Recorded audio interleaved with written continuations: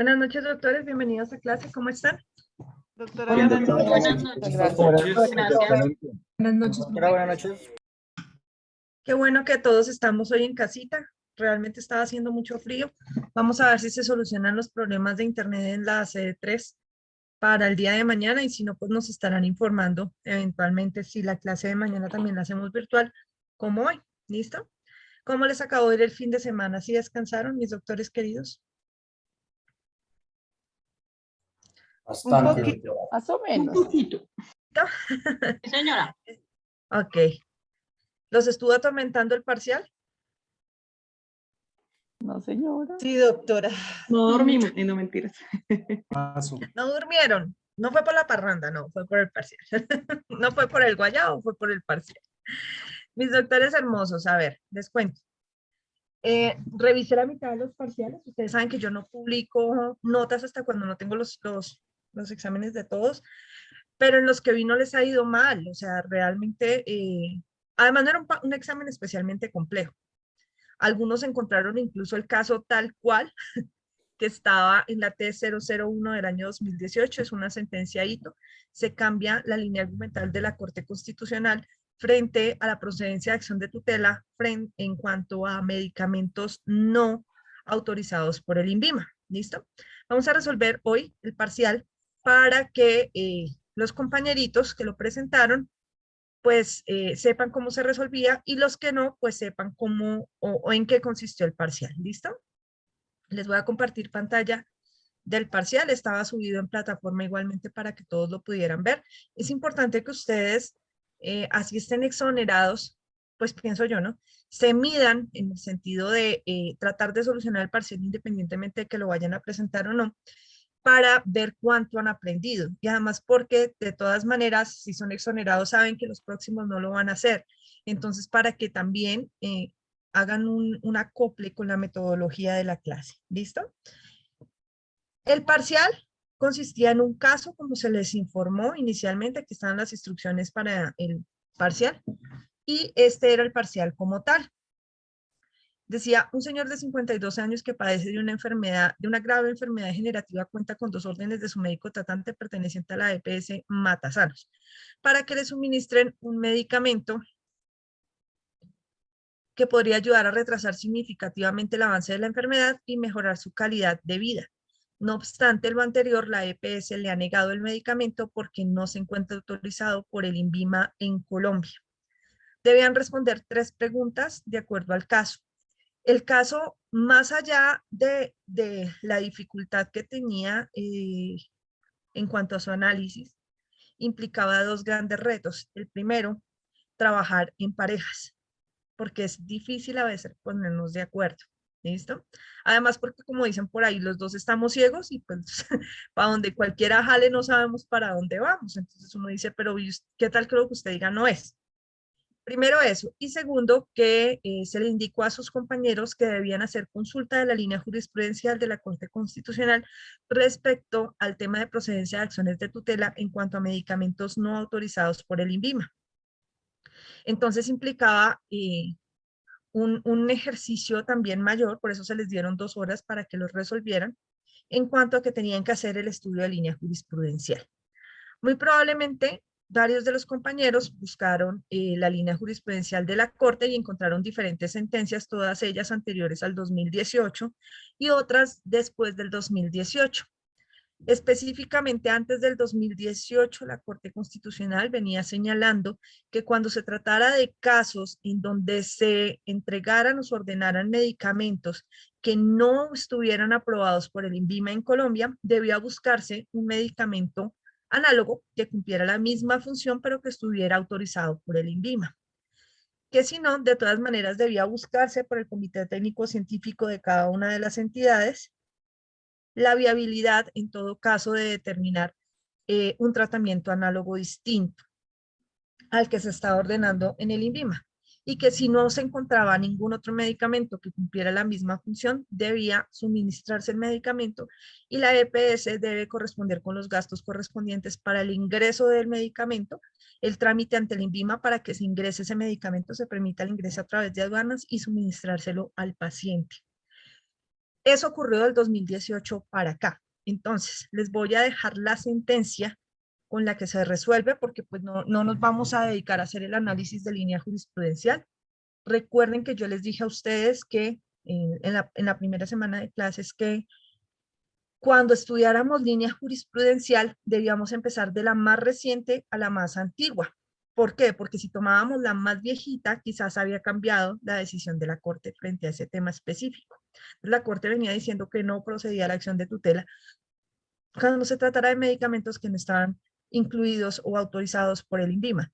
Pero del 2018 hacia acá cambió esa línea jurisprudencial y dijo que debía autorizarse, o sea, debía seguirse el protocolo que les acabo de decir, y que si aún así el Comité Técnico Científico no presentaba una opción mejor, lo mejor era autorizar el medicamento, o sea, dárselo así no estuviera eh, autorizado por el INVIMA. Entonces, en este caso específico, las preguntas eran las siguientes. ¿Considera usted que es procedente la acción de tutela?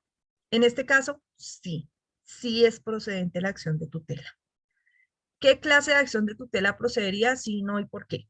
En este caso específico, algunos de ustedes argumentaron que la acción de tutela, bueno, de los que revisaron, que la acción de tutela procedente sería la de acción de tutela como mecanismo transitorio para evitar un perjuicio irremediable.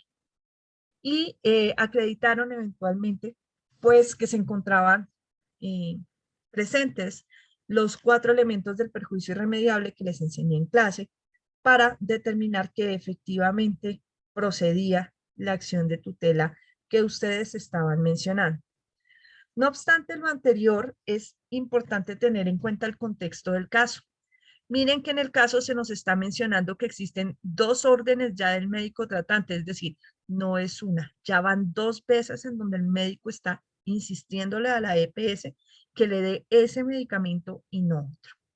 En ese caso, la tutela no es como mecanismo transitorio para evitar un perjuicio irremediable, porque si ya existen 2 órdenes es porque ya hubo una negativa, y de hecho aquí no lo dicen, que le ha negado el medicamento al menos una vez. En este caso, pues se le han negado 2 veces. El Comité Técnico Científico, que es el mecanismo ordinario, se ha negado a darle el medicamento al paciente con la excusa del INVIMA. Pero en ninguna parte del caso nos mencionan que existe un medicamento análogo, que el comité está diciendo no le doy ese, pero le doy este, que sí procede, o que sí está dentro de los autorizados en el INVIMA y cumple con la misma función y tiene el mismo rango de eficacia del que se le está ordenando.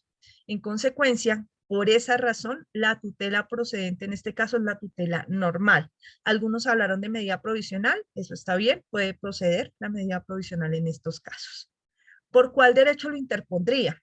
Aquí es algo importante. Muchos de ustedes hablaron del derecho a la vida, otros hablaron del derecho a la salud y otros hablaron de la dignidad humana. Todos ellos pueden ser protegidos en esta acción de tutela. Hay una situación que ustedes deben tener en cuenta, y es que en algún momento de las clases yo les mencionaba que los derechos fundamentales no son solamente los que aparecen así enunciados en, eh, en la Constitución política, sino que también están dentro del bloque de constitucionalidad. Y más allá de eso, hay algunos que han sido específicamente estatuidos como derechos fundamentales por la Corte Constitucional en su jurisprudencia. Inicialmente, el derecho a la salud solito no estaba como derecho fundamental, sino que siempre necesitaba estar en conexidad con el derecho a la vida. O sea, la salud sola no existía como derecho fundamental y por ende no era muy protegido en Corte Constitucional hace algunos años si no se pedía en conexidad con la vida, es decir, si no había riesgo para la vida. Ahora, la Corte Constitucional, hace más o menos unos 10 años, desarrolló una línea jurisprudencial a través de la cual estableció el derecho a la salud como derecho fundamental autónomo. Es decir, no se necesita que esté en conexidad con la vida. No se necesita. Uno puede elevar una acción de tutela solamente por derecho a la salud. Entonces, en este caso, si ustedes colocaron derecho a la salud, está bien. Derecho a la dignidad humana, sí, porque la vida en condiciones de dignidad también es un derecho fundamental. Y una persona que está falleciendo poco a poco, o sea, que está en estado de una enfermedad degenerativa, sabiendo que tiene una posibilidad de que su vida se alargue en condiciones de dignidad, porque es lo que nos están diciendo aquí, mejora la calidad de vida del paciente. Eso le hace tener dignidad al paciente. Esas situaciones concretas hacen que proceda también el derecho fundamental de la dignidad humana, además del de la vida. Entonces, cualquiera de ellos que hayan colocado está bien, independientemente si colocaron el derecho a la salud como derecho autónomo o en conexidad con la vida. Tercera pregunta, aquí es donde más vi que fallaron, o en los que he revisado. Hubo un grupito que encontraron la T001 de 2018, que se refiere justamente al fundamento de donde saqué el caso. Obviamente se cambiaron algunos detalles, como la enfermedad que sufre el paciente y el nombre de la EPS, pues para no comprometer de alguna manera nuestro punto de vista académico con una situación concreta de una persona jurídica existente en el país. Pero ese grupo se limitó a copiar lo que la Corte dijo sobre la legitimación por activa en esa tutela. Y jamás me contestó la pregunta. Entonces, todo lo que dicen está bien, porque pues además está calcado de lo de la Corte, o sea, copiaron y pegaron, pero no analizaron el caso en concreto. En este caso les están preguntando, si el señor no puede ejercer su derecho en nombre propio, debido a que la enfermedad le impide hacerlo y usted fuera a interponer la acción de tutela por él, ¿cuál o cuáles figuras de legitimación por activa utilizaría y por qué? La mayoría escogieron agente oficioso o la agencia oficiosa. Eso no está mal, está bien hecho. Pero es posible que a pesar de que el paciente no pueda ejercer su derecho, pueda otorgar poder. Entonces puede existir legitimación por activa mediante agencia oficiosa o mediante agencia en derecho, que fueron las dos que yo les expliqué también cuando veíamos el decreto 2591 de 1991, al menos en la parte concreta de legitimación por activa, que nos tomamos un tiempo para analizar en qué consistía cada una de las figuras de legitimación. Entonces, las dos respuestas debían estar: legitimación por activa mediante agente oficioso y legitimación por activa mediante agencia en derecho, ¿listo? O mediante otorgamiento de poder a un abogado que presente la acción de tutela.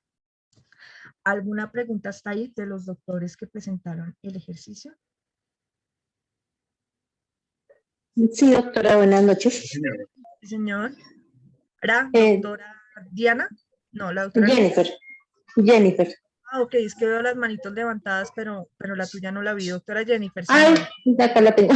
Doctora, gracias, buenas noches. Es que tenemos la duda con mi compañero porque, pues, si bien es cierto, encontramos la sentencia que la doctora nos nombra, pero también encontramos una sentencia que la acaba de compartir al chat de Zoom. La del 2021. Sí, la del 2021, que es contra la EPS y el INVIMA. Entonces, pues digamos que nos pareció prudente como porque, digamos, no se le saliera solamente por la EPS y la EPS comenzara a dilatarle al paciente, sino que también fuera enfocada al INVIMA para que finalmente pues le otorgaran lo que él necesitaba. Entonces, pues no sé qué me dices de pronto de esa sentencia. Vamos a abrir la sentencia, ¿listo? Ojo, no Gracias. quiere decir que todas las sentencias que impliquen una negatoria de medicamento y al INVIMA automáticamente sean procedentes. Estamos analizando si la acción, o sea, si la sentencia que encontramos nos sirve específicamente para el caso que la necesitamos o que estamos analizando. Vamos a revisar la sentencia que nos dice la doctora, ¿listo? ¿Es esta, doctora, la 298 del 2021?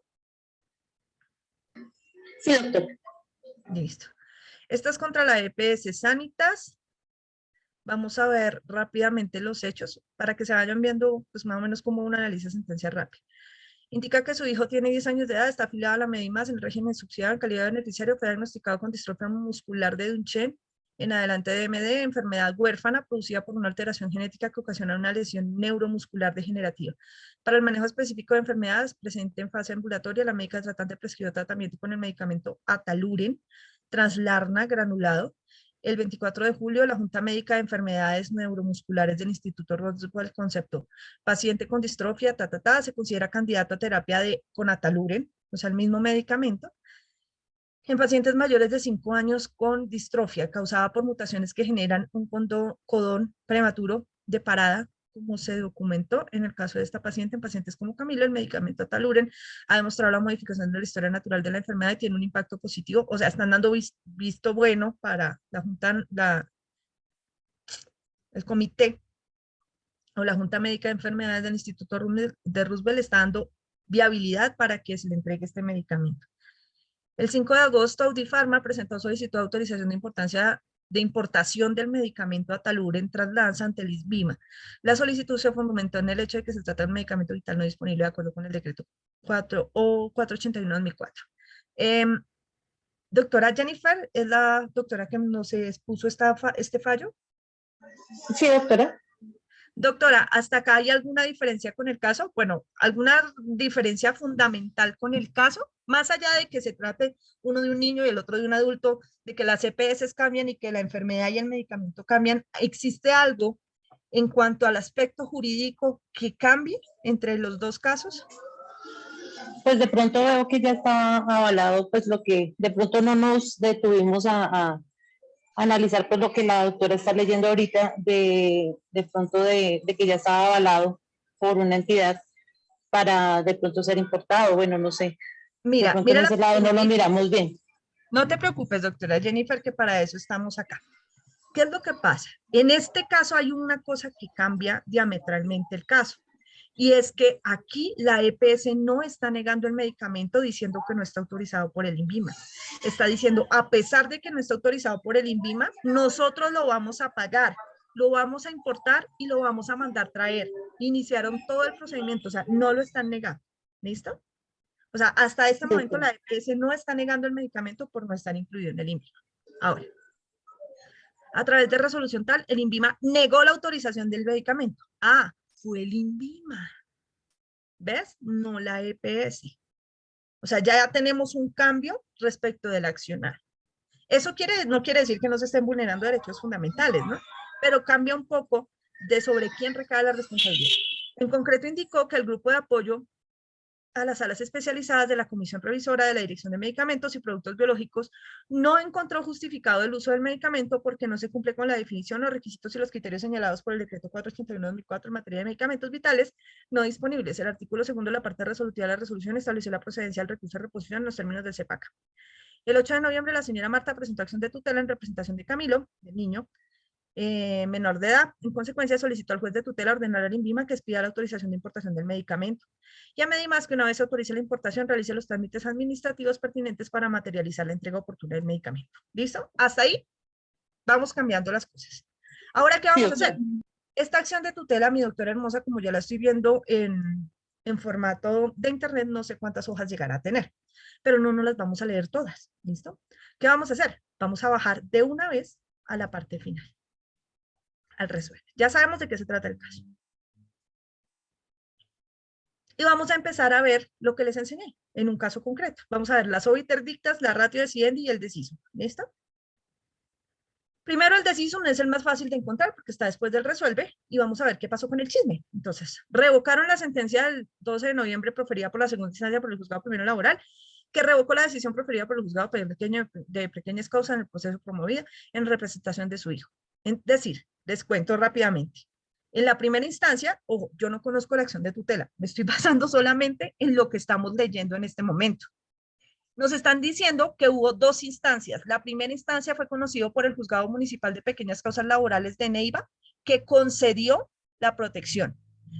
Impugnaron la tutela y en segunda instancia el Juzgado Primero Laboral del Circuito revocó y dijo que no tenían que concederle el medicamento al niño. En revisión, la Corte Constitucional revoca otra vez el fallo del tribunal y deja en firme la primera instancia, es decir, que va a conceder el amparo. Segunda instancia, conceder el amparo de los derechos fundamentales a la vida, vean, a la salud, a la dignidad humana de Camilo Andrés, en consecuencia ordenar al Instituto Nacional de Vigilancia de Medicamentos y Alimentos INVIMA, que en el término de 48 horas contadas a partir de la notificación autorice la importación del medicamento Ataluren, y ordenar a la EP Sanitas que dentro de las 48 horas a la autorización de la importación del medicamento, realice los trámites administrativos y financieros para autorizar su compra. ¿Listo? Lo mandaron traer solo para este niño. Hasta aquí están concediendo la acción de tutela. Ahora, ¿eso es el qué? El decisum. ¿Cómo sé, profe, cuál es la ratio decidendi para yo invocarla en mis decisiones? La Corte Constitucional es grandiosa, porque ella, en los últimos párrafos antes del resuelve, nos hace esto. ¿Mm? Y nos muestra todo súper concentradito de qué necesitamos del fallo. Entonces dice, la Corte Constitucional resuelve amparar los derechos fundamentales de un menor, ordenando a su médica tratante, el amparo se concede en específico caso por tratarse de un niño que además es paciente de una enfermedad huérfana, doble condición como sujeto especial de protección constitucional cuyos derechos son prevalentes. Además, porque en el trámite de la solicitud de importación del medicamento para el niño desconoció el diagnóstico y las condiciones de salud específicas del solicitante de forma contraria e inaplicable, alegar razones generales y descontextualizadas sobre situaciones de salud ajenas a las padecidas por el accionante. Esto implicó una demora en la autorización de importación y entrega efectiva del medicamento para contener la progresión de los efectos incapacitantes de la ruinosa enfermedad. Mira que aquí nos está dando la razón principal por la que concedió el amparo, es decir, ¿la qué? ¿La ratio decidendi o la obiter dicta?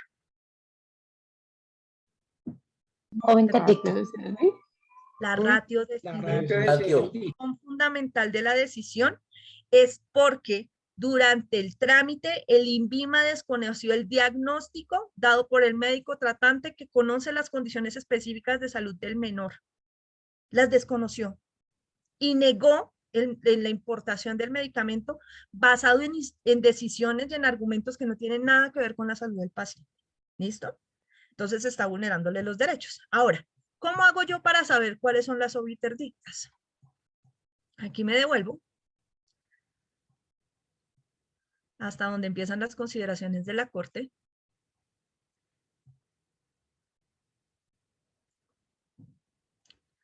Procedencia de la acción de tutela, competencia, listo. Aquí empiezan las consideraciones de la Corte, ¿listo? De aquí para abajo es que vamos a buscar tanto las obiter dictas como la ratio decidendi. Ya encontramos la ratio decidendi. Y miren cuánto nos demoramos, ¿listo? Vean que es cuestión de volvernos más ágiles con la práctica para encontrar la razón por la cual decide la Corte de esta manera. Vamos a buscar el problema jurídico. Entonces, aquí está el problema jurídico. Asunto objeto de análisis, a veces lo coloca la Corte como problema jurídico. La sala estudia la acción de tutela promovida por una madre en representación que negó una autorización. En razón de lo anterior, solicitó como medida de amparo. Su fundamento de la situación fáctica descrita por medida de los análisis. Los siguientes problemas jurídicos, se va a plantear varios. Mira, se planteó dos.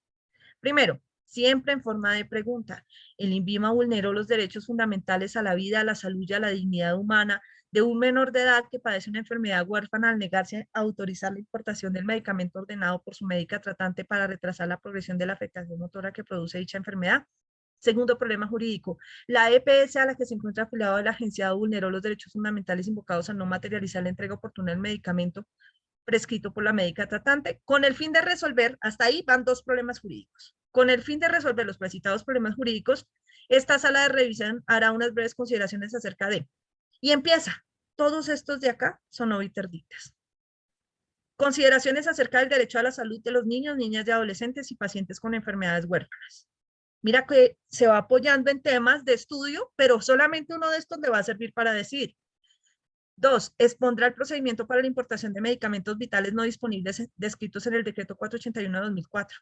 3. Reiterará su jurisprudencia en torno al suministro de medicamentos que no cuentan con autorización por parte del INVIMA cuando se requieran con base en la mejor evidencia científica disponible.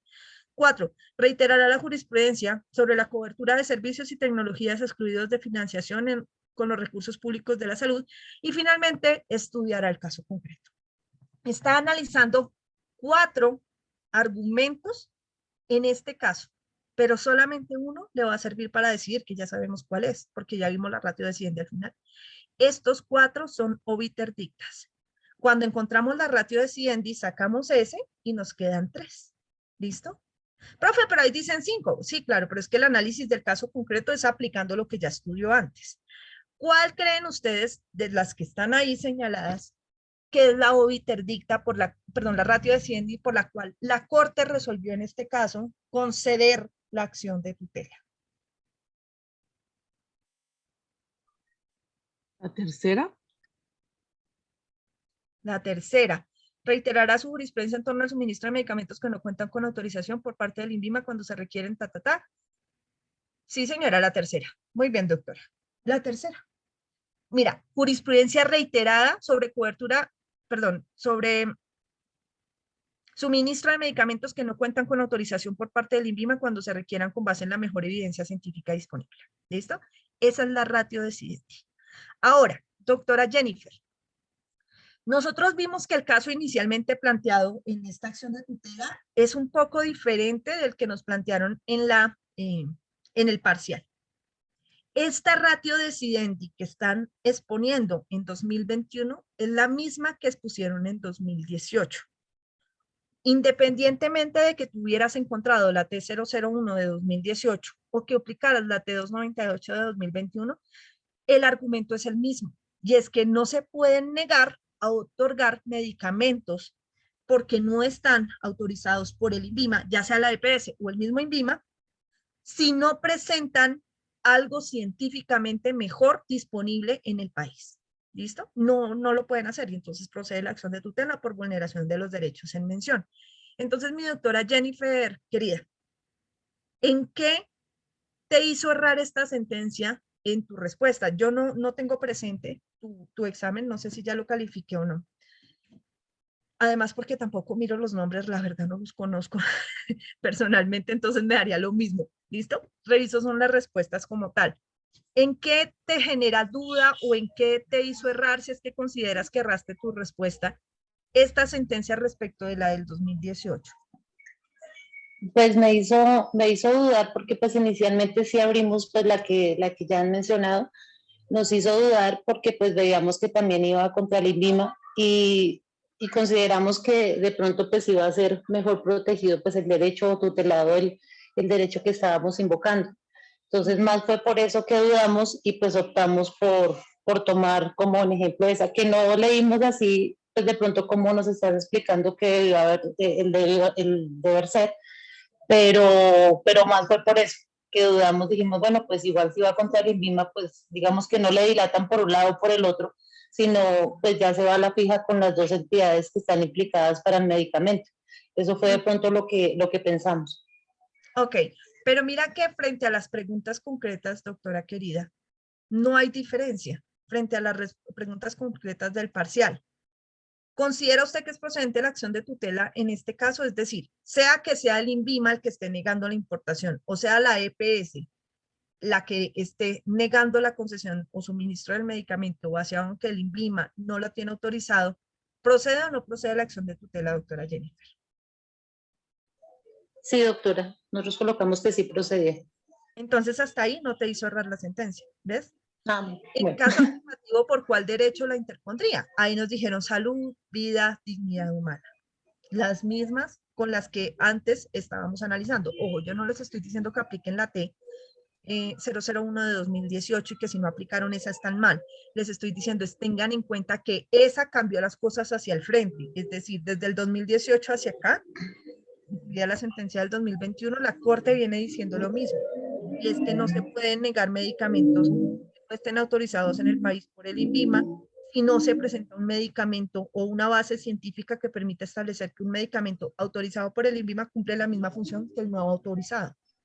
Entonces, que no se puede negar y que cuando se niega, ya sea el INVIMA o la EPS, están vulnerando derechos y procede la acción de tutela. ¿Listo? Sí, doctora. No puede ejercer su derecho en nombre propio. Esto ya no tiene nada que ver con la aplicación de las tutelas, sino tiene que ver es con lo que vimos en clase y el análisis concreto que tú realizas del caso. Entonces, no te preocupes que la sentencia no te hizo equivocar. ¿Listo? Ah, Porque también concede. La sentencia también concede. Diferente de si tú me dices, no, mire, profe, en el 2021 cambiaron la situación y dijeron que ya no procede la tutela para reclamar medicamentos no autorizados por el INVIMA. Y digo, ok, listo. Pero si no ha pasado nada, independientemente de la tutela que escogieras o la sentencia que escogieras, procede la acción de tutela. En este momento hay línea específica jurisprudencial de procedencia de la acción de tutela en estos casos. ¿Listo, doctora? Sí, doctora. Listo. Gracias de todas maneras por tu aporte, ¿vale? No, gracias, doctora, por toda la aclaración. Ya estoy un poquito más tranquila. Respira, mujer, gracias. Mi doctora, Gracias. señora. Hola, profe, buenas noches. Hola, Profe, yo quedé con una duda. O sea, tú estás diciendo que en la primera, cuando uno respondía a qué clase de acción de tutela procedería, indicas que es la normal. Lo que pasa es que, pues no sé, ahí sí, digamos, nosotras dos, o sea, mi pareja y yo, pues pareja de grupo de trabajo. Sí. Aclarando. Tranquila, que ya está de Tranquila, autorizado. Anita, por favor. Es que Tranquila. No hay problema, no hay problema. Tranquila, doctora. Nosotras dijimos que era una tutela como mecanismo transitorio para evitar un perjuicio irremediable. ¿Por qué? Porque era una enfermedad grave, degenerativa, y pues que le iba a generar pues inconvenientes, ¿sí? Entonces claramente la debíamos presentar por ahí. Y quedo yo con la duda, también es porque la otra tutela, la que llamamos tutela normal, es porque yo lo entendía así, que es cuando no proceden, o sea, no procede cuando existen otros mecanismos de defensa judicial, ¿sí? Cuando yo hablo de mecanismos de defensa judicial, estoy hablando de, no sé, derechos de petición, o también incluye, por ejemplo, lo que tú hablabas ahí de las órdenes del médico tratante. ¿Eso también son mecanismos de defensa judicial o no? No, mira, a ver, te explico más o menos cómo suceden las cosas en las EPS sin que yo sea experta en procedimientos de EPS, ni en autorización de medicamentos, ni nada de eso. Quizás alguno de ustedes sí trabaje en esa área específica. Les comento, cuando a ti te ordenan un medicamento, mi doctora Dianita, ese medicamento, esa orden médica, tú vas a la farmacia de tu EPS y la reclamas, ¿listo? Pero si no está incluida en el POS, no está autorizada en el INVIMA, tienen que pedir una autorización especial para que te la den. ¿Listo? A veces te dicen, vaya y cómprela usted y páguela usted. Pero si tú no tienes el dinero, y lo peor, si no la venden en el país porque no está autorizada por el INVIMA, las cosas empiezan a complicarse. ¿Listo? Tú tienes la posibilidad de solicitarle a la EPS que haga una junta de médicos o una junta de calificación o una junta de especialistas o un comité técnico científico que antes se llamaba así, para que verifiquen tu caso en concreto. Entonces, ellos o autorizan el medicamento, reunidos todos los médicos y dicen, listo, autoricémoselo y démoselo a Dianita, si está en el país, o lo mandan a importar, si no está en el país y está autorizado no está autorizado por el INVIMA, o definitivamente lo niegan por alguna razón y te dicen por qué. ¿Listo? Este es el procedimiento normal, pero a veces eso tarda demasiado. Ese es el procedimiento ordinario, por decirlo así, el mecanismo de defensa normal. Cuando tú no puedes esperar ese trámite, o cuando ya lo hiciste y te siguen diciendo que no, la acción de tutela, o sea, en el primer caso, cuando no puedes esperarlo, es como mecanismo transitorio para evitar el perjuicio irremediable. ¿Por qué? Porque no podemos esperar a que la Junta se reúna. ¿Listo? Pero si ya hicimos el procedimiento y volvieron y nos dijeron que no, pues, ¿qué quiere decir? Pues que ya agotaste la vía judicial, ya no tienes otro mecanismo de defensa. Y entonces, en ese caso, la tutela procede normalita porque no existe otro mecanismo. Ya lo agotaste. En este caso, nos están diciendo que 2 veces el médico lo ha prescrito, 2 veces ha dado la orden diciendo, hombre, no, es que no se lo pueden negar, o sea, yo reitero mi orden de que se lo den, es ese y no otro. Y nos están diciendo que la EPS le ha negado el medicamento porque no se encuentra autorizado por el INVIMA, es decir, ya se reunió el comité y lo negaron. Entonces ya no tienes nada más que hacer ante la EPS y ya no tienes otro mecanismo de defensa judicial. Entonces, ¿qué haces tú? Pues accedes a la acción de tutela, pero mira que no necesitas decirle, olvídate de los requisitos de los mecanismos ordinarios por un momento, señor juez. Si no le estás diciendo es, ya agoté el procedimiento y no encuentro salida, se me sigue vulnerando el derecho. Entonces, en ese caso, la que procede es la tutela la tutela normalita, no como mecanismo transitorio, ¿listo? Pero tranquilos, tranquilos, porque ustedes ahorita me son excelentes abogados, Me van a decir como profe, pero en ningún momento nos nombró el comité técnico científico, solamente nos dijo que era la EPS, entonces yo entendí que era el médico, porque yo no trabajo en eso y no sé qué, listo, no hay problema, ¿listo? No hay problema. Profe, qué pena, es que yo Una también tengo la consulta ahí, manita. una Ya, consulta ahí. estoy contestándole a Dianita y ya les doy el uso de la palabra a la doctora Es que Nidia es lo Tapia, mismo, profe, es que es lo mismo para que no tengas que volver a repetir una cosita ahí chiquita, porque tú dices que hay dos órdenes, pero no habla que sea en dos actos diferentes, dos órdenes podría ser en el mismo acto. Eso pudo ser la confusión, por lo menos para mí y mi compañera, porque también dijimos que era una tutela como mecanismo transitorio para evitar un perjuicio irremediable. Pero ese argumento sí no sería muy creíble, doctora, porque ¿qué médico se pondría a hacer planas de las órdenes el mismo día? O sea, no sería como muy normal que lo hiciera. Lo normal es que cuando el médico vuelve y ordena el medicamento es porque ya lo negaron una vez y él reitera el medicamento. O sea, a ver, te explico. Cuando un médico da una orden frente a un medicamento no POS, o sea, no incluido en el plan obligatorio de salud, o uno que no está peor, que no solamente no está en el Plan Nacional de Medicamentos, sino que ni siquiera existe en el país. Lo que hace la EPS es llamar al médico y decirle, oiga, hermano, ¿qué le pasa? Mire que nos va a hacer gastar más plata, búsquese otro medicamento, déle otra cosa a esa señora o a ese señor que haga lo mismo. Y el médico, si lo reitera, es porque le está diciendo, no existe otro. O sea, por eso da dos órdenes, ¿me entiendes? Ya la dio una vez y la reiteró ante la EPS y la EPS sigue negando el medicamento. No es que lo haga en un solo acto de dos órdenes, no, mi doctora, porque eso no lo hace ningún médico. Si tú vas al médico, el médico te dice, mira, te voy a dar lo que más les gusta, acetaminofén, y no te dice acetaminofén en una orden y acetaminofén en otra, te dice acetaminofén, y es una única orden, ¿listo? Es la orden de ese medicamento. Que vienen dos copias, ok, vienen dos copias para que dejes una en la farmacia de la EPS, pero es una sola orden. Él no tendría por qué dar dos órdenes en el mismo día con el mismo medicamento. Es obvio que lo hizo en momentos diferentes y fue justamente por esa razón. ¿Listo, mi doctora hermosa? Profe, una consulta, o sea que por ejemplo como muy aparte pues de lo del parcial, entonces yo como mecanismo de defensa judicial tengo que tomar, o sea, tomaría en cuenta como el proceso normal que lleva un trámite, sea de EPS, sea pues de lo que sea para la tutela, voy a tomarlo, es como el proceso normal, para mí eso ya empieza a ser un mecanismo de defensa judicial. Un mecanismo de defensa judicial o administrativo, porque estos son procedimientos administrativos. Entonces, cualquier cosa que tú puedas hacer, un derecho de petición, un recurso, porque mira que, por ejemplo, en el caso que nos exponía la doctora Jennifer y que analizábamos de la Corte Constitucional, dijeron que contra la resolución del INVIMA procedía un recurso de reposición. ¿Ves? Y la señora no interpuso el recurso, sino que corrió a la acción de tutela, en el caso que nos dijo la doctora Jennifer. En ese caso, existía un mecanismo de defensa judicial aún, que era el recurso, pero ya no lo interpuso. ¿Por qué? Porque corrió a interponer la acción de tutela por la gravedad del asunto. O sea, mira cuánto lleva esperando el niño el medicamento. ¿Ves? Entonces ella interpone esa acción de tutela para que y no esperar el recurso, que además lo más seguro es que van a confirmar la decisión. Los recursos de reposición por lo general confirman la decisión inicial porque es la misma entidad la que está estudiando, incluso el mismo funcionario que profirió la decisión es el mismo que estudia el recurso. ¿Listo? ¿Listo, mi doctora Dianita? Listo, profe, gracias. A ti. Doctor Andrés Beltrán. Buenas noches, profe. Buenas noches, doctor.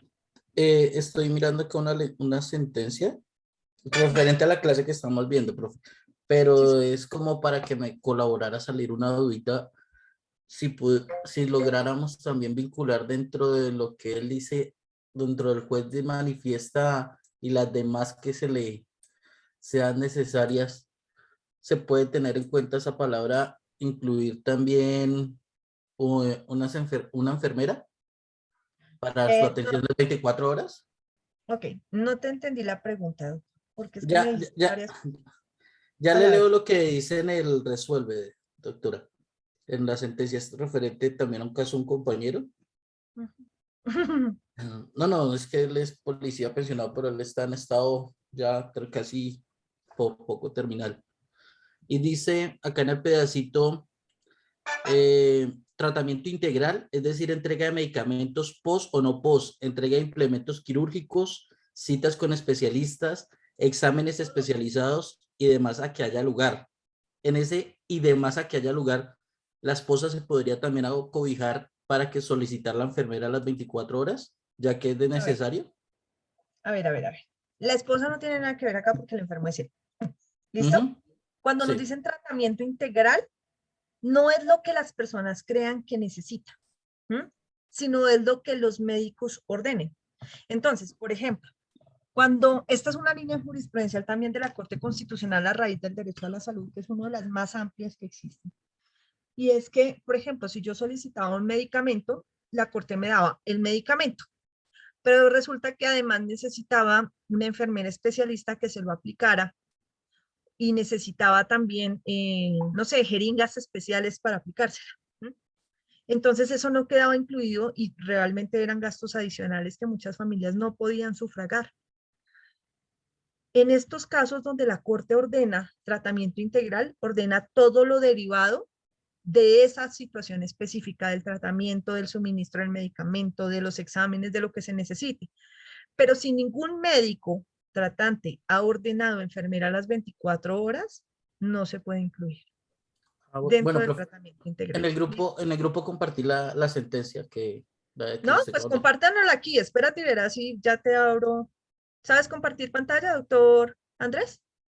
Eso dice, ya la descargo en la computadora.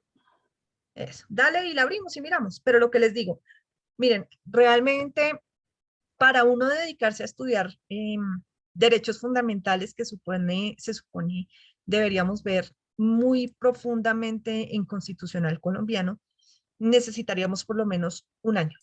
Entonces, en 20 días va a ser muy difícil. Pero sí quiero que se enamoren de la posibilidad de las acciones de tutela, que son un campo de acción muy amplio dentro de la Constitución del 91, pero sobre todo que aprendan a leer las sentencias en la forma en que lo hicimos hace un momento, para ver qué les sirve para un caso en concreto y cuál no. No solamente porque ustedes vayan a ser abogados, sino porque uno no sabe en qué momento la puede necesitar para su familia, sus amigos, sus vecinos o uno mismo. Entonces es importante que la conozcan. Mi doctor, listo. Bueno, esta es una tutela que no es de la Corte, es apenas una primera instancia, parece. Sí, es una primera instancia. Juzgado Primero Civil del Circuito. 6 de abril del año 2021, por considerar que están vulnerados sus derechos a la salud y a la vida digna por parte de Sanidad Policía Norte de Santander. ¿Puedes ir al resuelve, por favor? Ah, mira, este juzgado también pone problema jurídico, qué interesante. Va. Ahí, decisión, resuelve. Tutelar los derechos fundamentales a la salud y la vida digna del Señor, vulnerados por la Dirección de Sanidad de la Policía. Ordenar a la Dirección de Sanidad de la Policía que en el término improrrogable autorizarle y garantizarle al accionante oro funda talla 40, pañales XL, pañitos húmedos según prescripción médica y todas las veces que estos insumos sean ordenados por su galeno tratante. Aunado a lo anterior, le debe prestar al señor Javier Salamanca el tratamiento integral, es decir, entrega de medicamentos pos o no pos. Mira cómo le amplió el, el marco de protección de la tutela, porque ese es uno de los poderes del juez de tutela que no tiene casi ningún otro juez, y es que pueden fallar ultra petita, es decir, completamente por fuera de lo que le solicitaron. Es decir, la entrega de medicamentos pos o no pos, entrega de implementos quirúrgicos, citas con especialistas, exámenes especializados y demás a que haya lugar. En este caso, exclusivamente para la patología denominada dependencia funcional severa, hipoxia cerebral, Dios mío, postración total, listo. Doctor, sube un poquito antes del resuelve.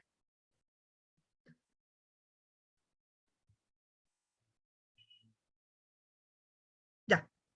Este cúmulo de situaciones conjugan los presupuestos esenciales previstos para amparar el derecho fundamental a la salud, más concretamente lo relacionado con la concesión de la cita con el especialista en reumatología y el transporte. Mira, transporte.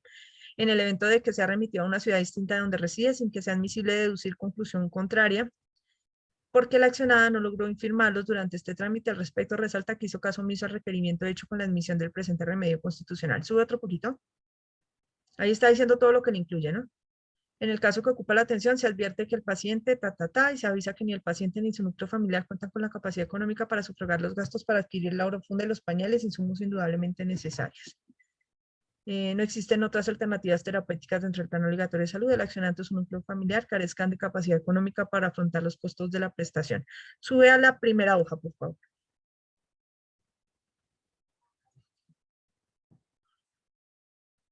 Ok, bájala un poquito. Antecedentes, baja. Manifestó que el agenciado fue diagnosticado con, sube un poquitico.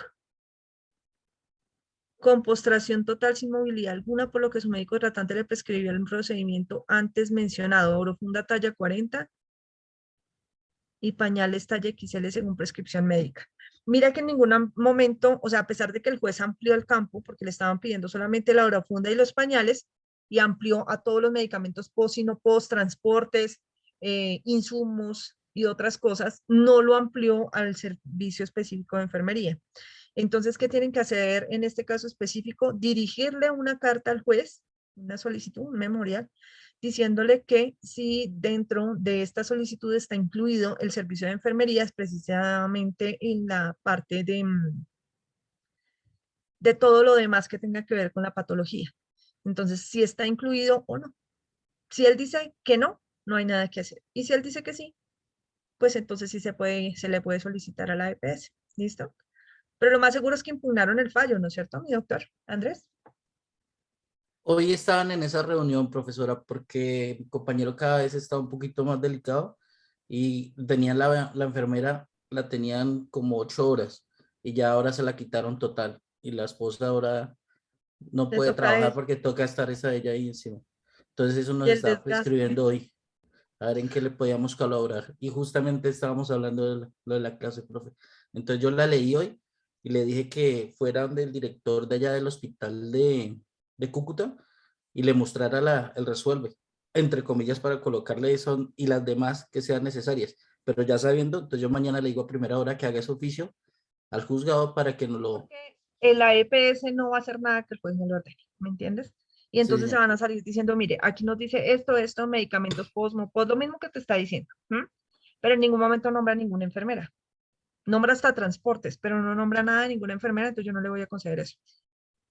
Listo, profe. Muchas Entonces gracias. mejor que vayan asegurados y se lo pidan directamente al juez, y si el juez les manifiesta efectivamente que sí, que está incluido el servicio de enfermería dentro de todo lo que él mencionó, entonces ustedes ya tienen un fundamento adicional para requerírselo a la EPS.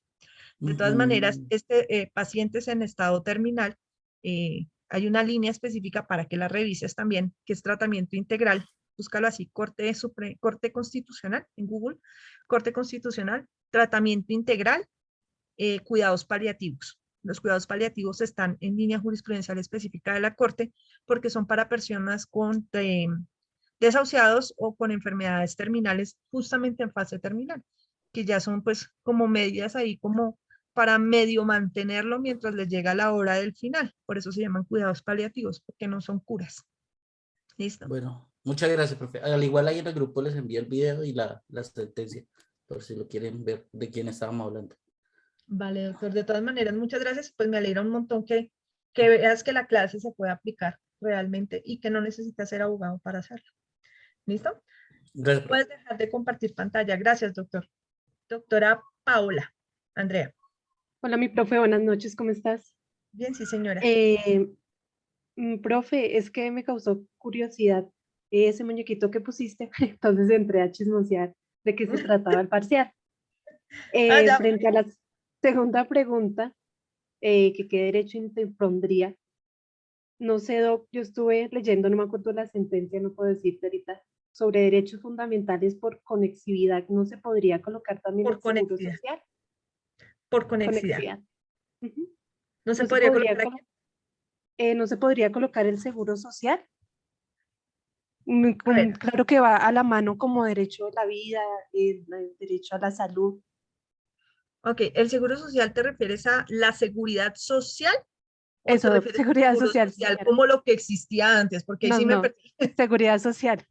Sí, claro, pero ojo, ojo.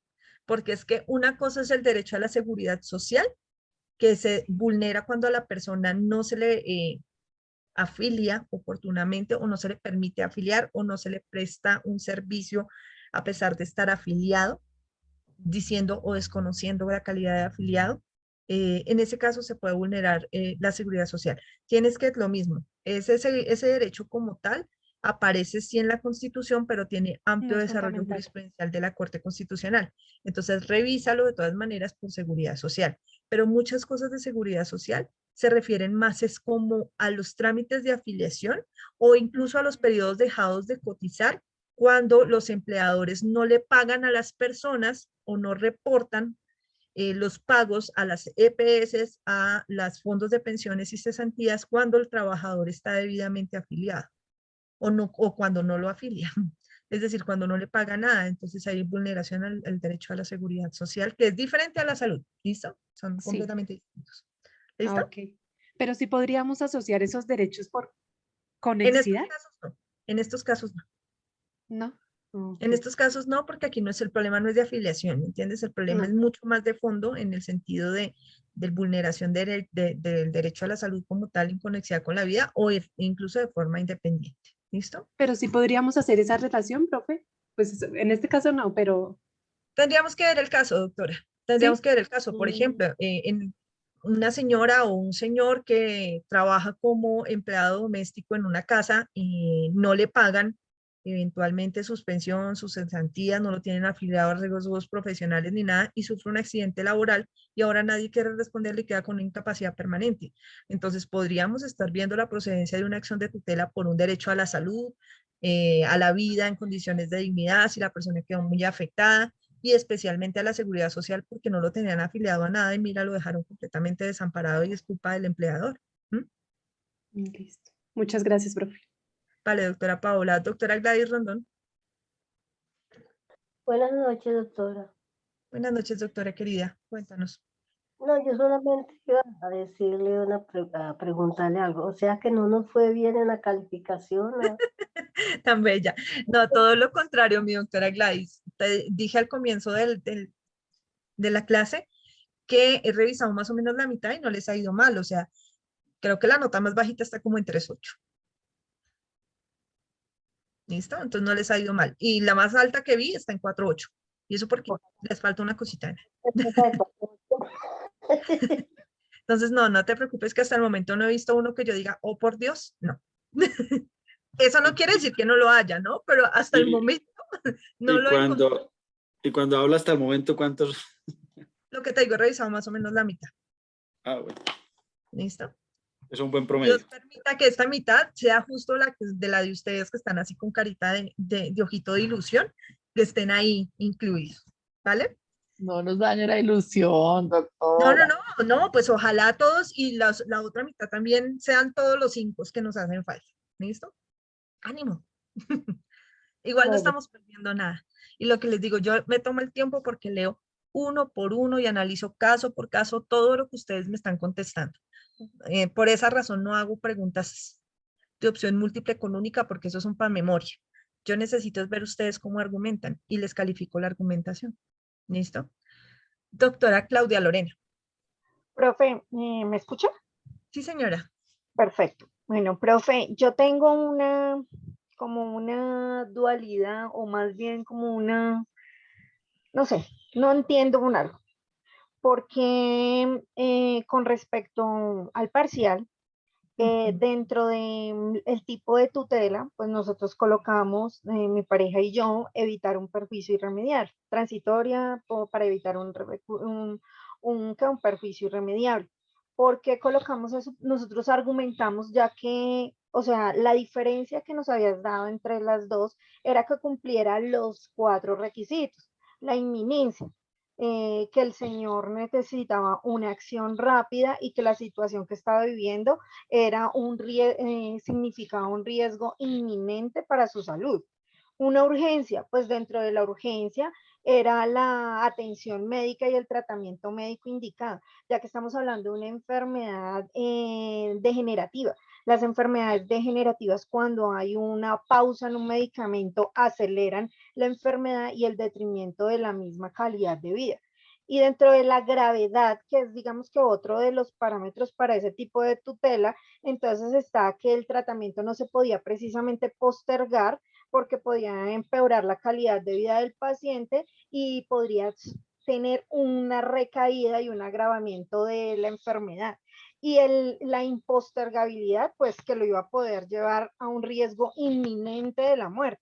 Cuando hablamos de una enfermedad, o sea, yo pienso, o tal vez, no sé si lo enfocamos mal, pero si era una enfermedad normal, sí se podría hacer una acción de tutela normal porque puede, digamos que da tiempo a espera a que digamos que el sistema genere el proceso normal y se pueda dar, ¿sí?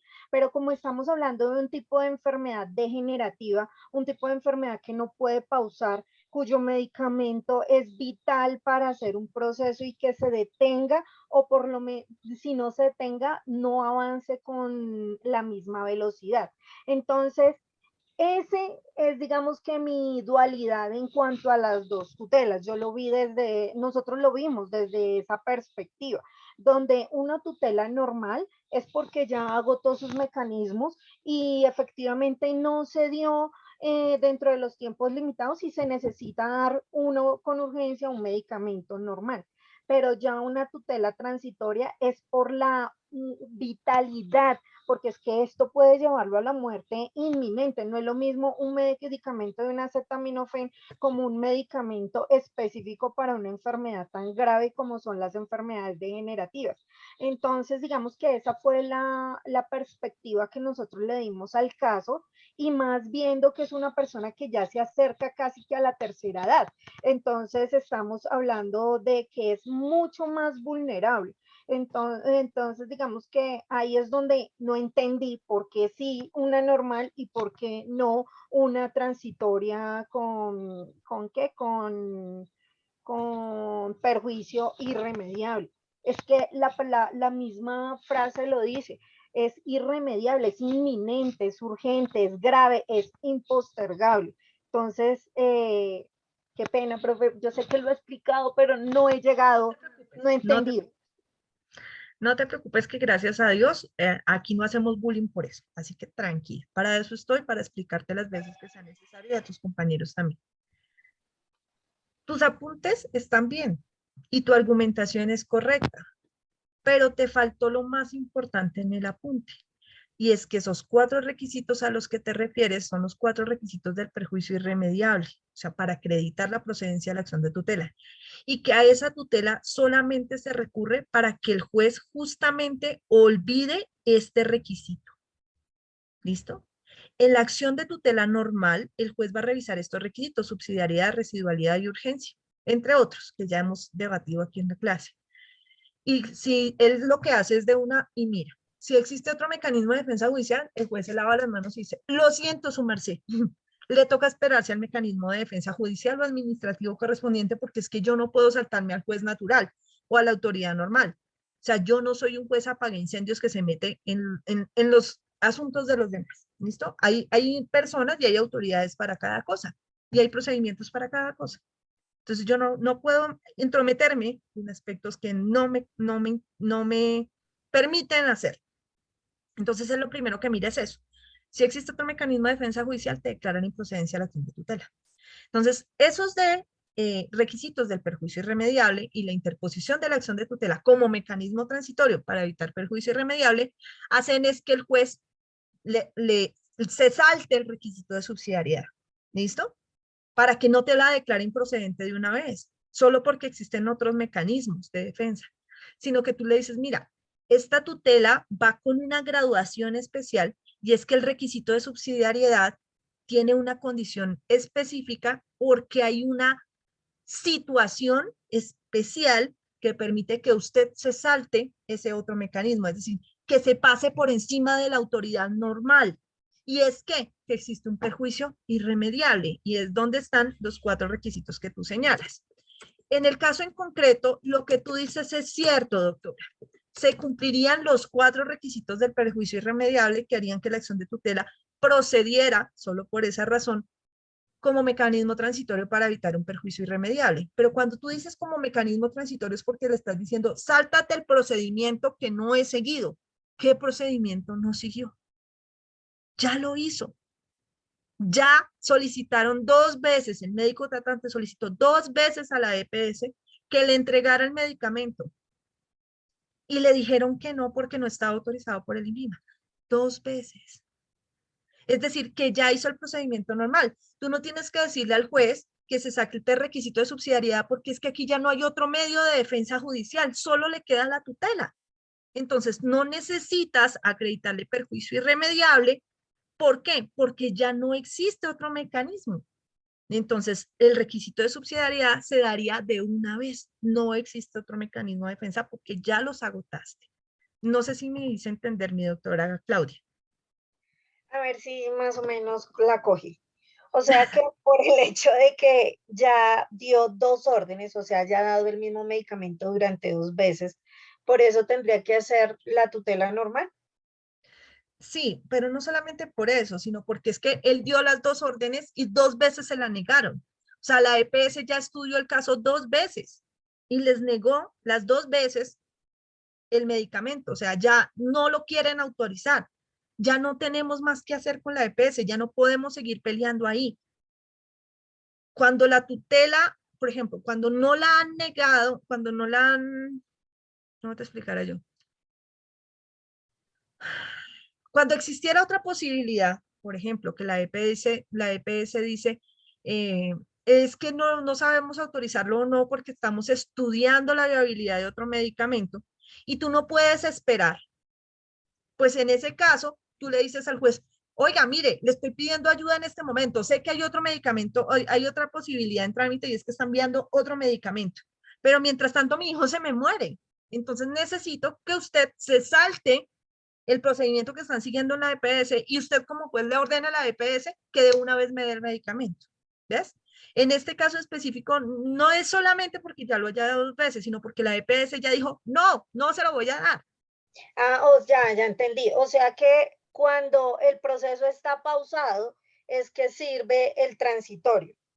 Sí, o Y cuando no cuando esperamos. no hay una respuesta y no hay para ellos una solución.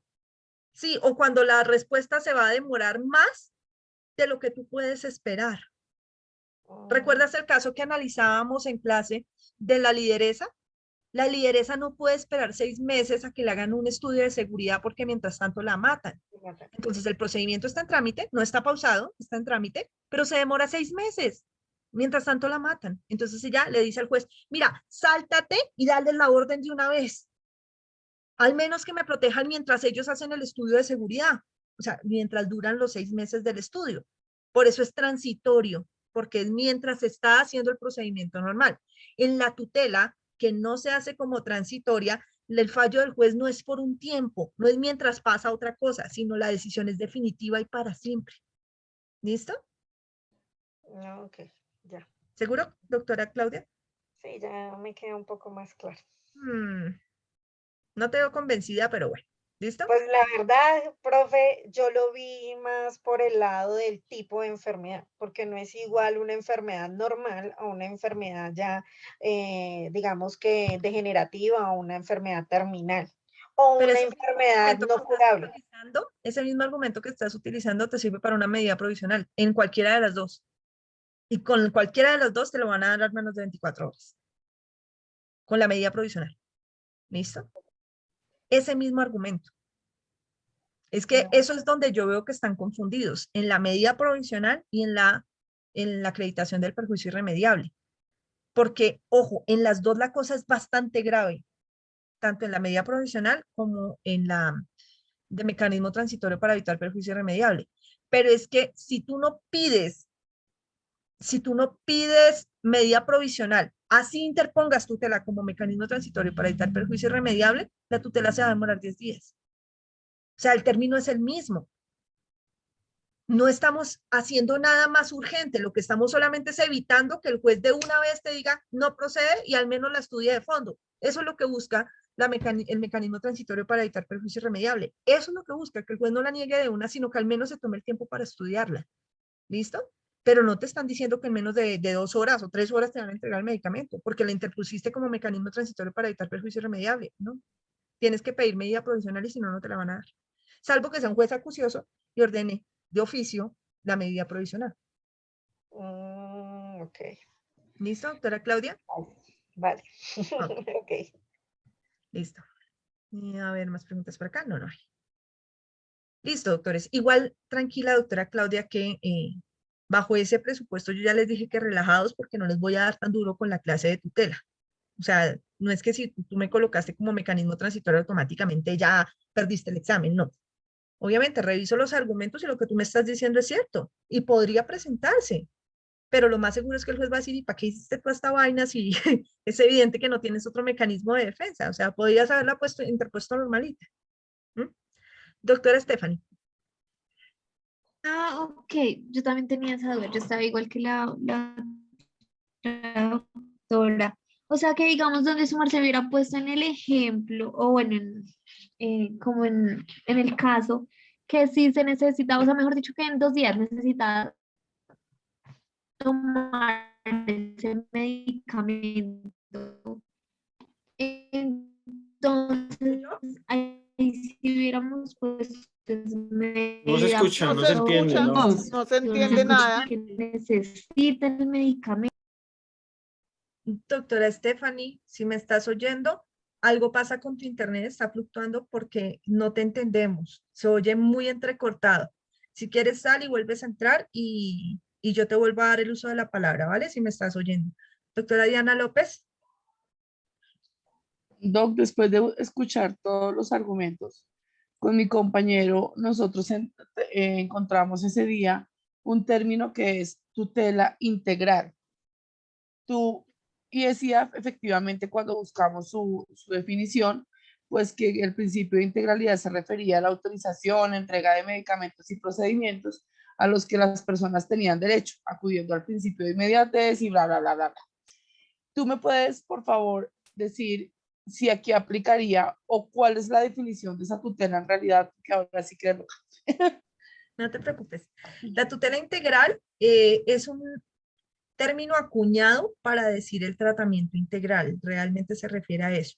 Y es que, por ejemplo, si una persona X, aquí te coloco el ejemplo, una persona necesita, le ordenaron un medicamento que se llama, no sé, X. Y dicen que ese medicamento es para el tratamiento de el cáncer de colon. Y se lo ordenaron por, o viene en una caja de presentación de 30 cápsulas. No, hay presentación de 30 inyecciones. Pero estas inyecciones tienen una situación concreta y es que deben ser suministradas en un ambiente especial. O sea, es como casi como una quimioterapia, para que tú me entiendas. Entonces tú no te puedes hacer una quimioterapia sola en la casita, ¿no es cierto? Entonces tú interpones una acción de tutela, tú no tienes por qué saber esto, tú que eres el accionante, interpones una acción de tutela y le dices al juez, ordéneme este medicamento. O sea, dele la orden a la EPS para que me den ese medicamento. Y entonces el juez de tutela dice, uy, pero es que este medicamento no se puede aplicar así nomás. O sea, si yo se lo doy, voy a hacer irrisorio el acceso real del derecho, o sea, la protección real del derecho, porque entonces esta pobre persona va a tener que gastar más buscando quién le aplique el medicamento en condiciones especiales de salubridad, donde ella no se afecte. Después de eso le va a generar unos efectos secundarios supremamente fuertes con los que ella no va a poder lidiar y entonces va a necesitar otra clase de medicamentos derivados para contrarrestar los efectos secundarios de este. Listo. Mira que este juez no va a fallar solamente lo que tú pediste. Es decir, ellos no son jueces a petición de parte. No esa solicitud de parte lo único que hace. La justicia constitucional en sede de derechos fundamentales no es rogada, sino que el juez tiene posibilidades en sus fallos de hacer ultra petita, más allá de lo pedido, extra petita, completamente por fuera de lo pedido. Infrapetita rara vez lo hace, pero tiene muchas facultades en sus fallos, de modular sus fallos de tutela. Entonces, ¿qué hace el juez? Dice, mire, a pesar de que usted solo me pidió eso, atendiendo al caso en concreto, yo le voy a ordenar tratamiento integral o tutela integral. En donde no solamente voy a hacer que le den inicialmente esa caja de 30 inyecciones, que le alcanzan solamente, por decir algo, para 15 días, sino que voy a ordenar que como el médico dice que este tratamiento debe ser por 6 meses, le den todas las cajas de inyecciones que usted necesita durante 6 meses. Si le prorrogan para que usted no tenga que interponerme otra acción de tutela, si le dicen que por más de 6 meses, entonces por todo el tiempo que se necesite. Además, para que usted se le aplique en un lugar idóneo, por personal idóneo, para que usted no se arriesgue. Si usted no tiene cómo llegar allá, que le manden una ambulancia hasta su casa para que lo lleven hasta allá. O sea, mira todo lo que está haciendo el juez para proteger realmente el derecho. Entonces hace tratamiento integral, que es lo que veíamos justamente en el caso que el doctor Andrés hace un momento nos mostró. Estaban pidiendo una funda y unos pañales. Y él que dijo, transportes, medicamentos post, no post, cirugías, citas con médicos especialistas, todo lo que necesite esta persona, a pesar de que es una persona que está en fase terminal, para lograr que su vida, su calidad de vida en sus últimos días esté en condiciones de dignidad. Porque él cuenta con una familia que aunque lo apoya, no tienen los medios económicos para hacerlo. Y entonces, si yo no lo protejo ahorita, que puedo, en este fallo, pues la persona va a estarme presentando acción de tutela ahora por el transporte, después por la cita con el médico, después porque necesita otra cosa y así. Entonces lo que hago es, por eficacia y eficiencia del sistema judicial, lo que hago es ampliar y convertirlo en integral para que todo lo que necesita el paciente se lo tengan que dar, derivado de una patología específica que es el cáncer de colon, en este caso que te acabo de explicar. ¿Listo, mi doctora Diana? ¡No! Sí, señora. ¿Por qué? ¿Qué pasó? Pues que yo puse la integralidad basándome en eso, en que pues necesitábamos el medicamento y que necesitábamos la celeridad porque era un tema de que él tenía la enfermedad degenerativa. Sí, lamentablemente a veces uno piensa que todo le cabe, ¿no? Entonces todo nos sirve y como se oye bonito y hasta chévere, pues hagámoslo. Sí. No, hay que mirar Pero en no, cada caso. ya me quedó claro. Sí, señor. Listo, doctora Dianita. Ahora sí, mis doctores, la doctora que tenía problemas de audio, ¿cómo es que se llama? ¿Angie? No. Stephanie ya regresó. Stephanie, la estoy buscando. Stephanie Ortiz, doctora Stephanie, ¿me escuchas? Profe, hacer una pregunta, escribió en el chat. Ah, que escribió en el chat, ok. Sí. Espérame un segundo. Ella escucha, pero que después te hace la consulta. Listo, entonces vamos a ver el chat. Es que es importante que no se me queden con problemas de dudas. Luego hago la pregunta, es que yo escucho súper, pero no sé por qué no funciona el audio. Debe ser la velocidad de internet de salida del lugar en donde estás. Entonces el de ingreso, pues bien, pero el de salida está fallándote la velocidad. Eso es el operador. Sí, lamentablemente sí. Igual pues hay lugares en donde tienen más dificultades de acceso que en otras. Entonces, como no sabemos en dónde está la doctora Stephanie, puede ser eso. O la zona específica en donde está. Listo. Entonces, claro, ustedes van a decir, uy, pero la profe puso ese hijo de madre parcial para que lo pasara solamente ella. No, el parcial por una gran razón, lo que les digo, más del 50%, bueno, el 50% que he revisado, no es que el 50% haya pasado, el 50% que he revisado no solo pasó, sino que pasó con honores el parcial. O sea, realmente hay un estudio pormenorizado, un análisis concreto del caso, más allá de que ustedes se vuelvan expertos en acciones de tutela, en protección de derechos fundamentales y en líneas jurisprudenciales de la Corte, lo que me interesa es ver cómo analizan los casos y cómo los argumentan. Pero sí veo con preocupación que lo que no se refería, o sea, lo más difícil que era analizar el caso con fundamento en lo dicho por la Corte, lo lograron hacer, pero lo que les enseñé en clase patinaron, que son los agentes oficiosos y las agencias en derecho como legitimaciones por activa en el caso en que se les estaba preguntando. Entonces ahí sí hay que revisar nuestro método de estudio, de qué es lo que pasó, si es que el tema no quedó claro, para que me lo digan por favor, y en tal caso lo repasamos. ¿Listo? ¿Hasta ahí ok? Ok, listo. Yo que pensaba que no me iba a demorar sino 20 minutos corrigiendo el parcial, pero no, no pasó. Listo, vamos a retomar en donde íbamos antes del parcial. Dianita, ¿nuestro próximo parcial es este viernes? Sí, señora. Sí, según las Ah, fichas. qué interesante. Listo, entonces le vamos a meter un poquito el acelerador al tema, porque apenas vamos en tutelas de primera instancia y tenemos que ver tutela de segunda instancia, desacato, vamos a ver habeas corpus y luego reformas de la Constitución. Entonces, nos queda bastante tema por abordar. ¿Listo? Entonces, habíamos dicho que una vez el juez profiere la tutela o el fallo de primera instancia, ustedes ya saben en qué término se puede dar, ¿no es cierto? Que puede ser concediendo, no concediendo, concede o no concede, o declara la carencia actual de objeto, por cualquiera de las circunstancias específicas que veíamos la semana pasada,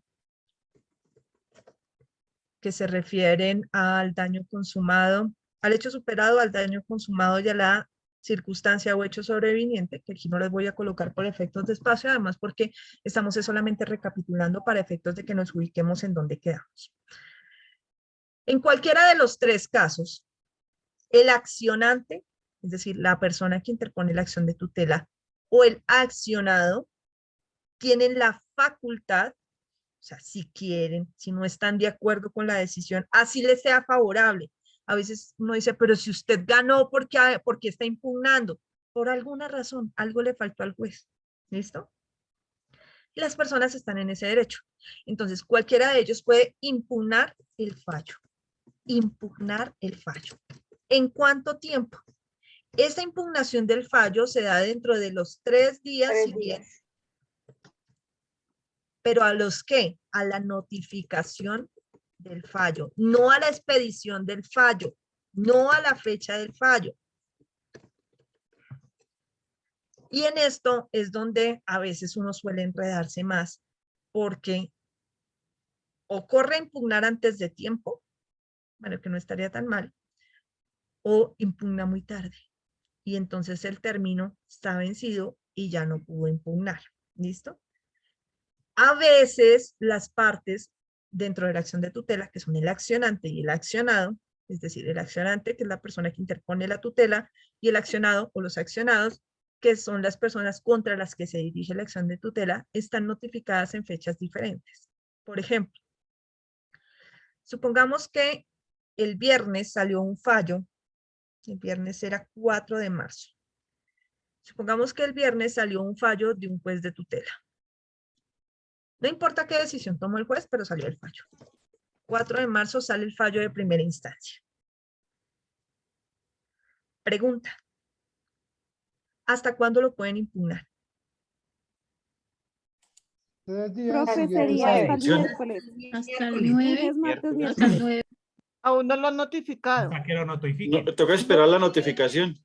Todavía no sabemos cuándo, porque no han notificado.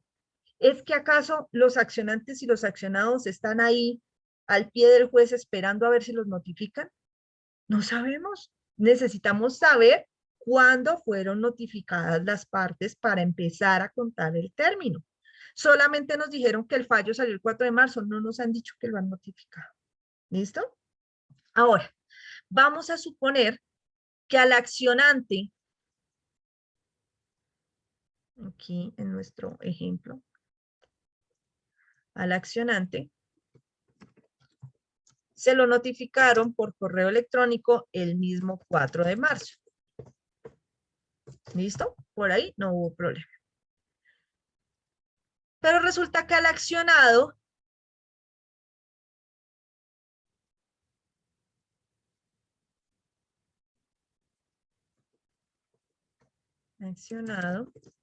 se lo notifican el viernes 11. Uy, profe, ¿por qué tanto tiempo para notificar al accionado? porque resulta que la acción de tutela tiene unos pequeños asuntos de garantías totales hacia el accionante y el accionado, y es que solamente se le puede notificar y se le debe notificar de forma personal al representante legal de las entidades. Entonces, ¿qué pasa?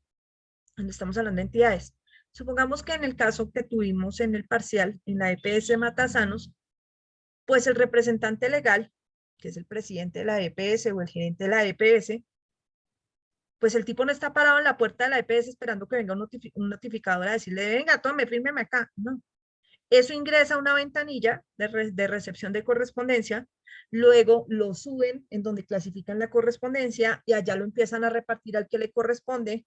Supongamos que el gerente no está esta semana en Bogotá y llega hasta el viernes y el viernes se notifica y se lo entrega al notificador perdón, a la oficina de correspondencia, y el viernes pasa el notificador del juzgado y le dicen, mire, ya al fin tenemos la notificación. O sea, el viernes quedó notificado hasta el 11 de marzo. Entonces, ¿qué ocurre? Supongamos que en esta acción de tutela que sería el 4 de marzo le dieron 48 horas a partir de la notificación a la entidad para que cumpliera el fallo, o sea, para que hiciera algo. Y muchos abogados y muchas personas dicen, uy, 4 de marzo, 48 horas, entonces son hábiles, perdón, son corridas, entonces se vencen el domingo. No. No. El domingo 6 de marzo, porque la entidad no ha sido notificada. Entonces, vamos a tomar un calendario y juntos vamos a contar los términos de impugnación. ¿Cuáles días, dentro de cuáles días puede impugnar el accionante? El día hábiles hasta el 16 de marzo. El accionante. Sí. Hasta el 9 de marzo. 7, 8 y 9. 9 de marzo. Y 9 de marzo. ¿Cuándo se le vencen los términos para impugnar? El 9 de marzo. ¿Profe, a medianoche? No. No. A las 5 de la tarde se le vencen los términos. A las 5. ¿Listo? Los días los contamos hábiles. Entonces, ellos pueden impugnar máximo hasta el 9 de marzo a las 5 de la tarde y si no, se lo van a declarar extemporáneo y no le van a conceder la impugnación. Doc, ¿y por qué se va hasta el 9? Pues porque 7, Porque 8 y son 9. 3 días hábiles. No, porque Pues son el 4 es 48 horas, o viernes. sea, 2 días. No. No, corazón. ¿Quién me está preguntando? Yo, Diana López. Doctora Dianita, Sí. las 48 horas son para cumplir el fallo. 48 horas a partir de la notificación para que cumplas lo que te ordené. Ah, ¿Listo? ok, perfecto. Listo, sí, ¿Listo? señor. Y otra cosa es para impugnar. ¿Listo? Y la impugnación son 3 días o dentro de los 3 días siguientes a la notificación. 3 días para impugnar. Y en este Doctora, caso, discúlpeme una pregunta. horas para cumplir. Sobre el entendido que el 4 de marzo es un viernes, ¿cierto? Sí, señor, creo que fue el viernes pasado, ¿no? Por eso estoy contando en términos reales. Ah, ¿Listo? ya, listo, perfecto. El Gracias. 4 de marzo, el fallo salió el viernes pasado, 4 de marzo. No contamos sábado, no contamos domingo, porque como nos dice 3 días, se entiende que son Sí, hábiles. 7, 8 y 9. Que serían 7, 8 y 9. ¿Listo? Ahora, el 11 de marzo, ¿qué día es, mi doctora? Un viernes también. Un viernes también. Ahora vamos a contarles los términos de impugnación al accionado. Son el 14, 15 y 16. 14, 15 y 16 de marzo. No estoy revisando acá si hay algún festivo. No sé si lo hay. ¿Sí? Bueno, no sé. No hay festivo. ¿No? Sí, Bueno. No, sería el, sí. Es 14, 14 de marzo. 15 y 16, Y 16, sí. de marzo. ¿Listo? Ahí se cumplen los 3 días. Hasta esa fecha máxima pueden impugnar. Hasta ese momento el fallo no está en firme. ¿Listo? Puede que cobre firmeza temporalmente el 9 de marzo si el accionante no apeló, no impugnó, perdón. Si el accionante no impugnó el 9 de marzo, ya está en firme para él. ¿Sí? pero no está en firme en su totalidad porque el accionado ni siquiera se ha notificado el 9 de marzo. Se notifica el 11 y a él se le vencen los términos el 16. Si ninguno impugnó al 16 de marzo, es decir, el 17 de marzo amanecimos sin impugnación o el 16 de marzo a las 5:01 nadie impugnó, listo, cobró firmeza el fallo. ¿Listo? Y ya no va a haber segunda instancia. Las acciones de tutela a veces son de única instancia. ¿Por qué? Pues porque nadie impugna. Y si nadie impugna, pues nadie más vuelve a conocer de la acción de tutela, excepto la Corte Constitucional eventualmente, porque ya no revisa todas las tutelas habidas y por haber, sino selecciona algunas. ¿Listo? ¿Hasta aquí alguna duda de cuánto tenemos para impugnar el fallo y quién lo puede impugnar?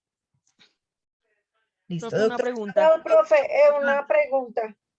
Tú estás hablando, qué pena, por eso tenía la mano levantada. Tengo una pregunta. En el caso, estás dando de la notificación de la respuesta dada, del concede o el no concede de la tutela, lo estás dando cuando ha sido la notificación en físico. Pero si la notificación se dio por vía correo y ese correo se dio a la dirección de notificación de la dirección judicial, entonces sí diría, como la mayoría de veces esas notificaciones va el accionante y el accionado al mismo tiempo, van los dos correos de notificación judicial, entonces entablarían los mismos tiempos para los dos, ¿cierto? Sí, señor. Esa es una pregunta. Y dos, ¿cómo el accionante o el accionado puede verificar el estado de la tutela?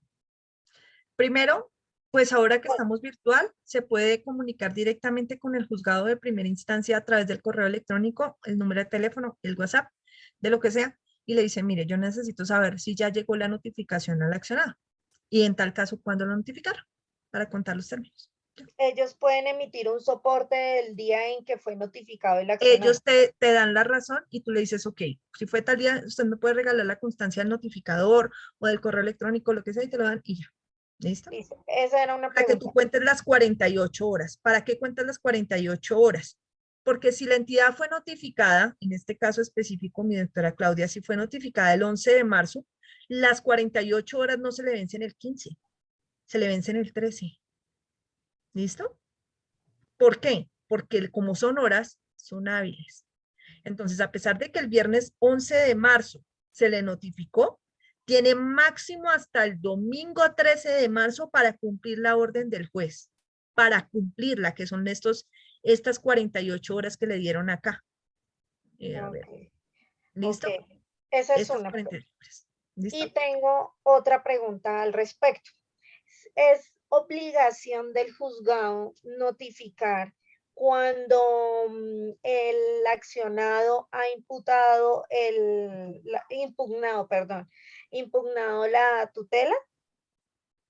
Me perdí. ¿Es obligatorio notificar? ¿Es obligatorio el juzgado informar al accionante que el accionado impugnó la tutela? Es obligatorio porque tiene que sacar un auto, ya lo vamos a ver. Va a sacar un auto en donde manifiesta si fue impugnado el fallo o no.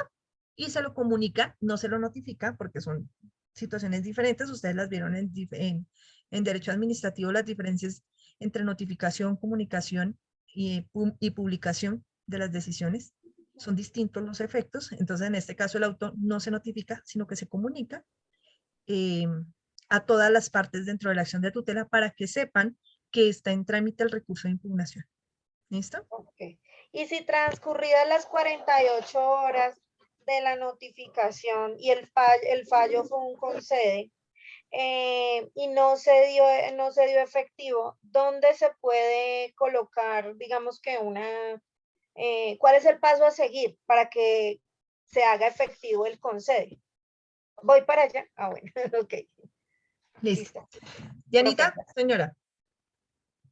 Dianita, Profe, una pregunta, ahí me perdí. Cuando tú dijiste, o sea, el accionado se notifica el 11 de marzo y tiene para impugnar 14, 15 y 16. Ahí no entendí. Pero las 48 horas es a partir de la notificación. O sea, yo pensé que era el 16, que corría las 48 horas. O sea, pensé que tocaba esperar si impugnaba o no para que las 48 horas se cumplieran. No, ya vamos para allá, Dianita. Mira, ¿qué es lo que pasa? Te lo voy a colocar con nombre propio, ¿listo? Resulta que le ordenan a una EPS el 4 de marzo, le dicen, le ordeno que dentro de las 48 horas siguientes le dé un medicamento a esta persona. 48 horas siguientes a la notificación del fallo. ¿Listo? Eso ocurre el 4 de marzo. El 4 de marzo le sale el fallo diciéndole eso. Sabemos que la entidad no se notifica sino hasta el 11 de marzo. Es decir, que a partir del 11 de marzo empiezan a correr los términos para las dos cosas. Primero, para impugnar el fallo de tutela si no está de acuerdo con lo que le dijo el juez, si la EPS no está de acuerdo. Y segundo, para cumplir la entrega del medicamento, que le dieron máximo 48 horas. Son dos términos distintos. ¿Hasta ahí me sigues, Dianita? Sí, sí, sí, profe. Listo. Ahora, mira que hay una situación concreta. Para cumplir el fallo nos da horas, 48. Pero para impugnar nos habla de días. ¿Listo? Los dos términos empiezan a correr el 11 de marzo. Uno, para que ellos como accionados impugnen el fallo. Y otro, para que ellos como accionados cumplan el fallo. Como este está en horas, las horas según el Código Civil, cuando te dan término en horas, no son hábiles, corazón, son calendario. O sea, corren de una. Entonces, si al accionado lo notificaron, por decir algo, el 11 de marzo a las 5 de la tarde, por eso es que va con hora, y están en horas, Dianita, cuando se le cumple el término para cumplir, o sea, para darle el medicamento a la persona. Sería el 13 de marzo a las 5 p.m. Perfecto, muy bien. 13 de marzo a las 5 p.m. Ahora, el término para impugnar, o sea, para decirle al juez que no está de acuerdo con su decisión, empieza a correr el 11 de marzo. ¿Cuándo se le vence? El 16 de marzo hasta las 5 de la tarde. Exactamente, porque uno está en días que se entienden hábiles y el otro está en horas que se entienden corridas. Ok, profe. Sí, es que pensé que corría a partir del 16 a las 5 y 1 minuto. Pero ya. Si no le dijera 48 horas, sino le dijera 2 días, ahí sí. Ahí sí corre. Ahí sí corre en los días hábiles, pero como no nos está diciendo 2 días, sino 48 horas, los términos se cuentan distintos. ¿Listo? Dependiendo de los términos que diga en el fallo. Sí, señora. Por ejemplo, en el que nos mostraba hace un momento el doctor Andrés, veíamos que el término estaba en horas. ¿De qué depende que un juez de horas o de días? Porque a veces puede dar hasta meses. La urgencia. De la urgencia. Muy bien. Muy bien, Diana. Ya vas a entender. A ti. Doctora Diana Cruz. Profe, una consulta, o sea que por ejemplo, digamos en ese ejemplo, el accionado debe cumplir la orden de la tutela así no esté de acuerdo y quiera impugnar el fallo. Para eso iba. En alguna clase lo mencioné rápidamente, creo que fue a raíz de una pregunta de la doctora Claudia, y es que hay una diferencia entre impugnación y apelación. ¿Listo? Hay una razón por la que el recurso en sede de tutela no se llama apelación. Las apelaciones detienen el cumplimiento de los fallos. ¿Listo? Por regla general, hay excepciones cuando la misma norma lo dice. Por ejemplo, en materia penal, a mí me van a imponer una medida de aseguramiento. Yo no estoy de acuerdo con que el juez me la haya impuesto y yo apelo la decisión.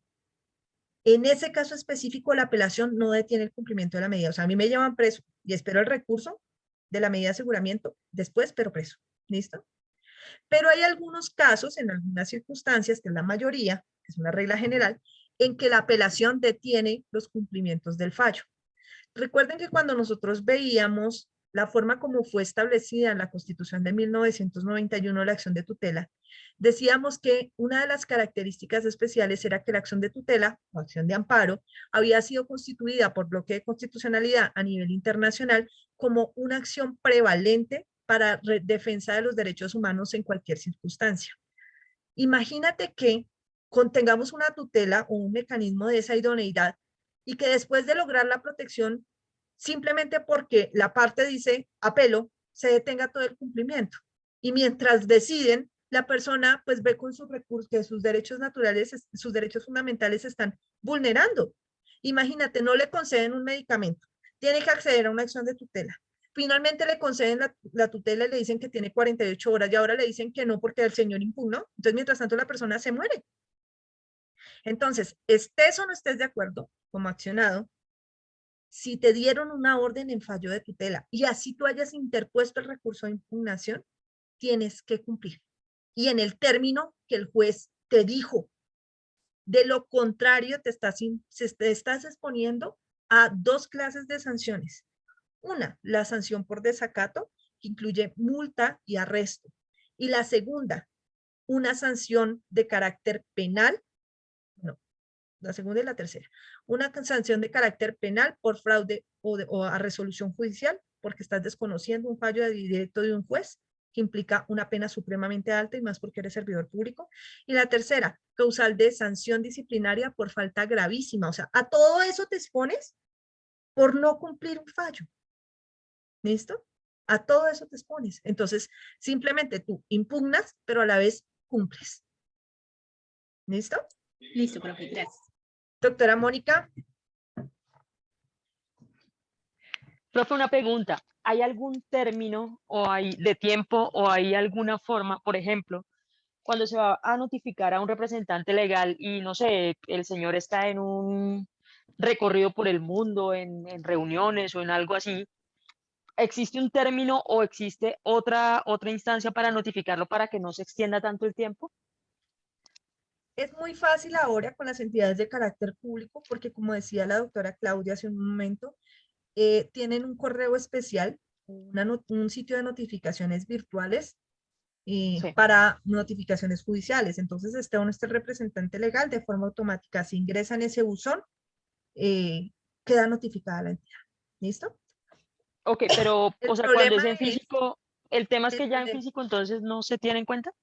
No, el problema es que hasta que uno no logre notificación personal, empieza el problema para poder cumplir los términos.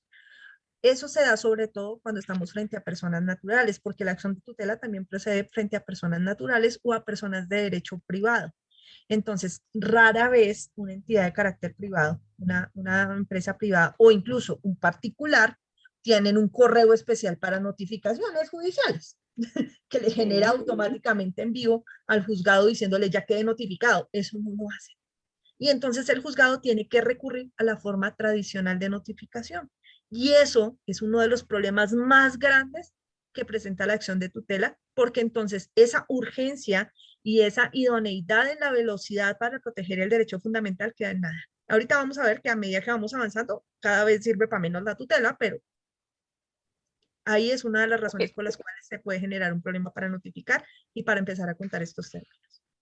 Es decir, o sea, en este caso que estamos hablando de personas particulares que de pronto no tienen un correo y eso, ¿no hay algún término donde digan, no, pues la persona no apareció, no pasó nada, o queda improcedente el tema? No, no, porque incluso si lo notificaran por estado, la tutela sería indebidamente o indebida notificación y no le podrías acceder, porque la norma dice específicamente que debe ser notificado personalmente. Personalmente. Okay. No lo puedes Listo, hacer por profesora. aviso, ni por estado, ni por nada de esas cosas. Vale, profesora, muchas gracias. Listo. Entonces a veces es cuando uno ve los memes esos de mandémosle una pizza al accionante y con eso ahí en la pizza que vaya la firma para que esté notificado. ¿Listo? Listo, profe, gracias. Listo, ok. Ahora, ¿qué pasa después de los 3 días? Supongamos que los 3 días, independientemente de si fue el accionante o el accionado el que impugnó, si alguna de las partes impugnó el fallo, va a ocurrir lo siguiente. Espérenme un segundo porque aquí toca sacar la variación de cuando uno impugna. Ay, ya. Entonces, si alguna de las partes impugnó el fallo,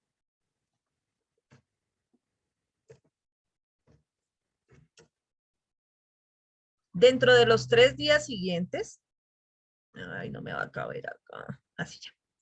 Dentro de los 3 días siguientes, el secretario del despacho judicial, es decir, del juzgado que profirió la decisión, el secretario, debe informarle o a la sala de los magistrados de donde se profirió, si es que fue el tribunal o la corte la que profirió el fallo de primera instancia, o al juez que impugnaron el fallo. Y se lo pasa con un auto, una constancia secretarial que incluye en la parte de arriba de la hoja, dice constancia secretarial, informándole el día de hoy, señor juez, que vencidos los términos para el accionante o para el accionado, con tal fecha presentó recurso de impugnación contra el fallo de tutela de tal cosa. Quedó a sus órdenes, o sírvase ordenar, dice algo así el secretario.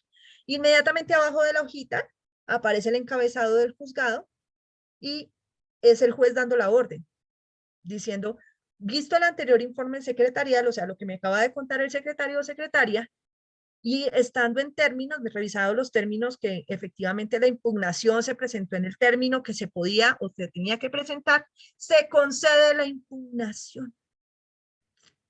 Entonces aquí sacan un auto, en esas circunstancias, concediendo la impugnación. Un auto.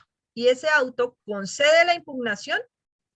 Ojo, no le está diciendo que tiene la razón, solamente le está diciendo, lo interpuso a tiempo, le vamos a dar trámite, nada más. No le estoy diciendo que cuando concedo la impugnación es que le estoy diciendo, sí, usted tiene toda la razón, voy a revocar mi fallo.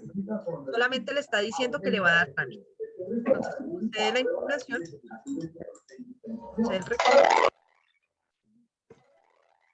A ver, porque es que aquí no me cabe. Este 13 de marzo, Senado y Cámara. Comienza el cambio. Si fue extemporáneo el recurso.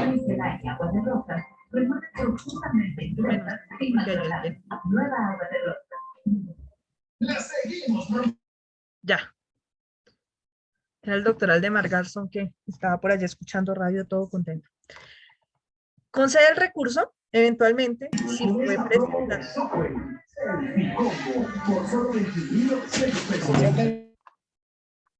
Ya. No, profe, no soy yo. No sé, el que haya sido última vez. Concede el recurso o no lo concede, eventualmente si fue extemporáneo. Entonces puede sacar uno concediendo el recurso, estas son las posibilidades del auto, ¿no? O no lo concede. O lo que puede pasar también es que después de los 3 días, pues nadie impugnó. Y entonces si nadie impugnó, pues declara la firmeza de la decisión.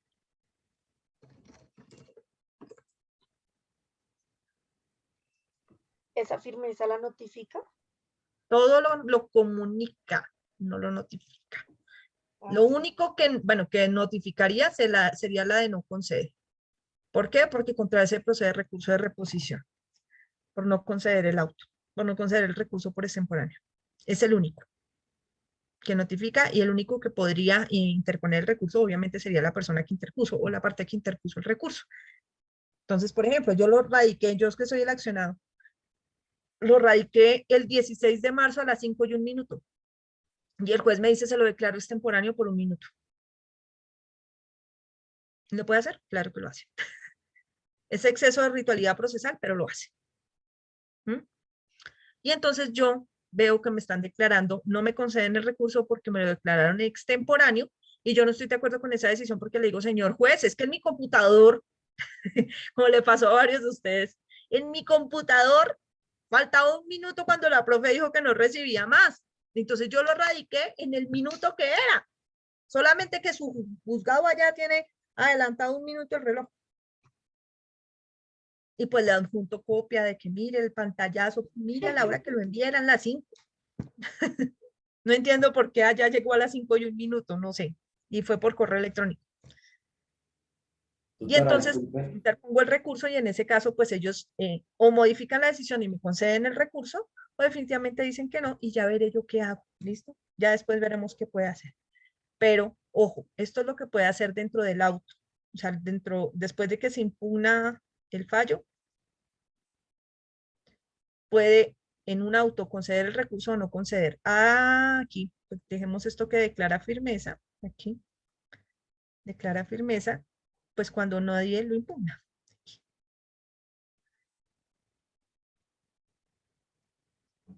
Profe, ¿esa declara firmeza se hace por auto? No. Sí, señora. ¿También? ¿Igual por auto?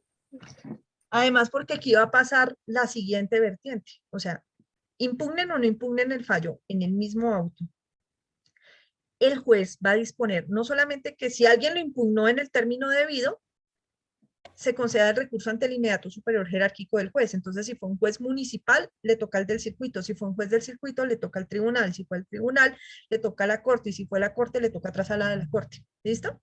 La misma corte. El inmediato superior jerárquico será el que conoce. Si era un juez civil, entonces, juez civil municipal, entonces le toca al juez civil del circuito. Siempre será bajo la misma especialidad que va subiendo. ¿Listo? Y en ese momento en donde concede el recurso o no lo concede o declara la firmeza, va a tomar una decisión obligatoria en todos los casos, independientemente de si impugnaron o no. Y es que va a ordenar que el expediente sea enviado, el original, sea enviado a la Corte Constitucional para su revisión. Le está dando una orden al secretario. Le dice, listo, concedí el recurso, mándeme eso al tribunal, por ejemplo, si fue un juez circuito, para que el tribunal revise el recurso. Pero además, mándenme una copia a la Corte Constitucional para revisión y el secretario tiene 5 días para hacer eso. Si el secretario no lo envía dentro de los 5 días siguientes a la concesión del recurso de impugnación o eventualmente a la declaratoria de firmeza, es causal de sanción disciplinaria y casi que de destitución del secretario. Es gravísimo que se le pase un fallo de esos al secretario, porque estamos en tutela. Entonces, él tiene que enviar ese recurso de inmediato al tribunal o al juez superior que le toque, y además enviar una copia de todo el expediente con la decisión de primera instancia y demás a la Corte Constitucional. ¿Listo? Eso lo hacen por lo general en primera instancia. Algunos no lo hacen en primera. ¿Por qué? Porque dicen, vamos a conceder el recurso y que lo haga el de segunda instancia. Entonces, el de segunda instancia lo envía a la Corte. ¿Listo? El que falle la segunda instancia enviará la decisión, las 2 decisiones a la Corte Constitucional. Pero si, por ejemplo, se trata de un fallo que nadie impugnó, le toca al secretario de la primera instancia enviarlo a la Corte Constitucional para su eventual revisión. Doctor Omar Claret. Doctora, una pequeña preguntita. Sí, señor. Es frente al tema que es solamente cuando se declara extemporáneo, no se concede la impugnación. ¿O hay otras motivaciones para declararla, digamos, para no concederla? Realmente es la única que he visto, doctor. Pienso que no existiría otra, porque como la acción de tutela no tiene requisitos, puede que la persona solamente coloque el término impugno y con eso tienen que darle trámite. Entonces no pueden decir, no, es que la sustentó de manera indebida o no la sustentó y por eso no le vamos a conceder el recurso. No, con solo decir impugno, automáticamente tienen que darle trámite. ¿Listo? Ahora, si coloca apelo, si es una persona que no conoce pues las diferencias y coloca apelo en vez de impugnación, el juez no le va a decir, no le voy a conceder el recurso porque usted apeló y aquí no cabe apelación sino impugnación. No, el juez se salta eso, hace así y dice, yo entiendo que es una impugnación, entonces la concede. ¿Listo? El problema es que le pase lo que le pasó alguna vez a un abogado hace mucho tiempo, y es que en vez de colocar apelo, colocó al pelo, y el juez le dijo, genial, y no le concedió el recurso. ¿Por qué? Porque quedó como si estuviera conforme con la decisión. ¿Listo? Ojo con lo que escriben. Doctor Omar Claret, ¿claro? Muchas gracias, doctora.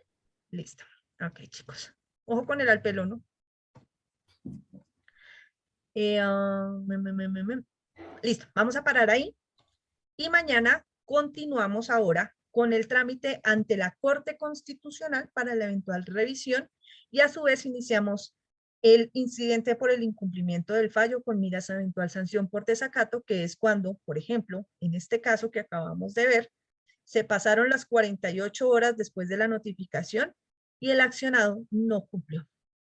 ¿Qué hacemos en ese caso? Iniciamos incidente de incumplimiento de fallo, más conocido en el bajo mundo como incidente de desacato, que no se llama así. ¿Listo? Doctores, como siempre es un placer, Dios los bendiga. Vamos a ver si mañana nos toca, Dios permita que nos tocara virtual y no presencial, porque pues siento que todos pueden ver mucho mejor. Y si no, pues nos vemos entonces mañana presencial con unos y virtual con otros. ¿Listo? Doctores, que Dios los Profe, muchas gracias. Muchas gracias. Profe, Muchas gracias, profe. Feliz noche.